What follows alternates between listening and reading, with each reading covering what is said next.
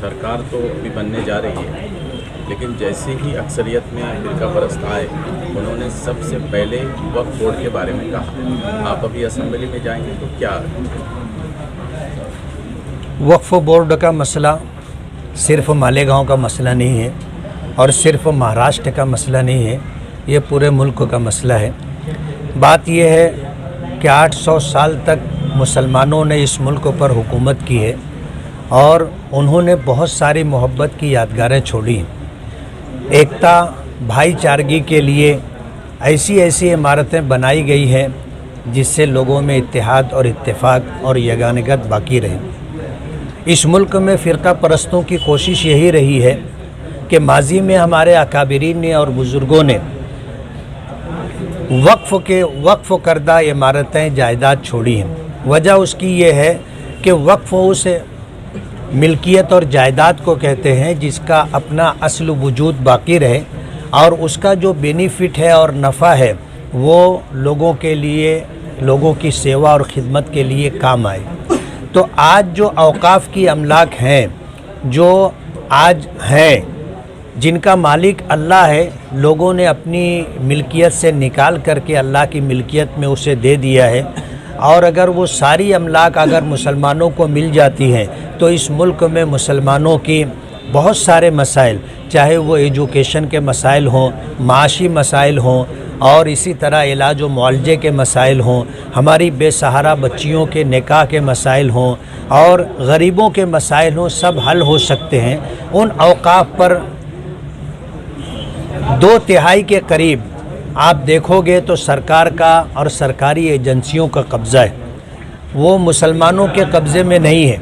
आज सरकार इस बात के दर पे है कि औकाफ़ की उन अमलाक को ख़त्म कर दिया जाए। अभी जैसे ये बात सामने आई कि वक्फ़ के ताल्लुक़ से आवाज़ महाराष्ट्र में भी उठने लगी है, तो उसके सद्देबाब के लिए पूरे मुल्क में मुसलमान जद्दोजहद और कोशिश कर रहे हैं। वक्फ़ के तहफ़्फ़ुज़ के लिए हम भी कोशिश करेंगे और जमीयत उलमा, जिसका मैं मकामी सदर हूँ, इसके वक्फ़ के तहफ़्फ़ुज़ के लिए जमीयत उलमा के मरहूम सदर हज़रत मौलाना सैयद असद मदनी नव्वरल्लाहु मरक़दहु ने वक्फ़ एक्ट 1995 बनवाया था। तो हम तो पहले से इसके लिए कोशिश कर रहे हैं और इंशाअल्लाह आइंदा भी इसके लिए कोशिश करते रहेंगे। महाराष्ट्र में अभी सीएम कौन बनना चाहिए, इस पे चल रहा है, फडणवीस, शिंदे, ये तो आप क्या? हम तो ये चाहेंगे कि ऐसा शख्स सीएम बनना चाहिए जो सबको साथ लेकर के चले, तमाम मज़हब के मानने वाले, तमाम बिरादरियों को साथ में ले कर के चले और महाराष्ट्र तरक्की करे। हम ये चाहेंगे।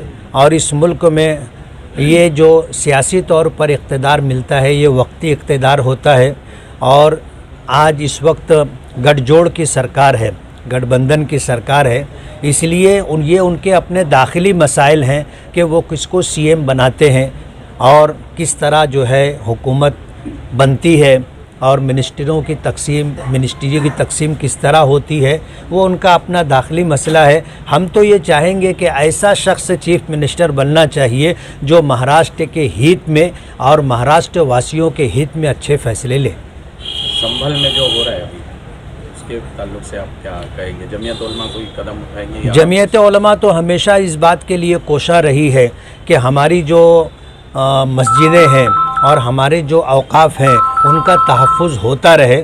और जमीयत उलमा इस मामले को लेकर के पूरे मुल्क में, चाहे वो मुसलमानों का मसला हो या मुसलमानों से जुड़ी हुई औकाफ़ या जायदादों का या मस्जिदों का, मदरसों का मसला हो, उसके लिए जद्दोजहद करती रही है और इंशाअल्लाह करती रहेगी। संभल में ज़्यादती हो रही है, बहुत ज़्यादा जुल्म किया जा रहा है और 4 लोगों की मौत हो गई है, तो आप जांच का ये करेंगे मुतालबा? या जमीयत उलमा, मरकज़ी जमीयत उलमा इंशाअल्लाह इस सिलसिले में पेशकदमी करेगी।